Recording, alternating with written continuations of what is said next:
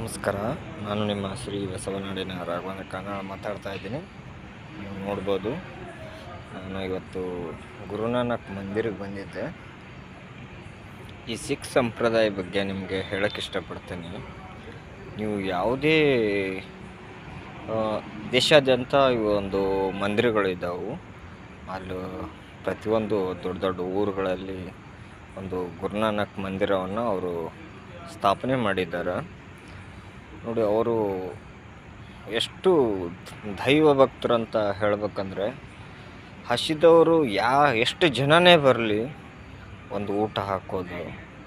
ಅವರು ದೇವರ ಭಕ್ತಿ ಎಷ್ಟಿದೆ ಅಂದರೆ, ದೇವ್ರ ಮೇಲೆ ತುಂಬ ಅಪಾರವಾದ ಭಕ್ತಿಯನ್ನು ನಾನು ಇಲ್ಲಿ ಈ ದೇವಸ್ಥಾನಕ್ಕೆ ಭೇಟಿ ಕೊಟ್ಟ ಮೇಲೆ ತಿಳಿಯಿತು. ತುಂಬ ದೈವ ಭಕ್ತರಂತ ಹೇಳ್ಬೋದು, ಶೌರ್ಯವಂತರಂತ ಹೇಳ್ಬೋದು. ಅವ್ರ ಜೀವಕ್ಕೆ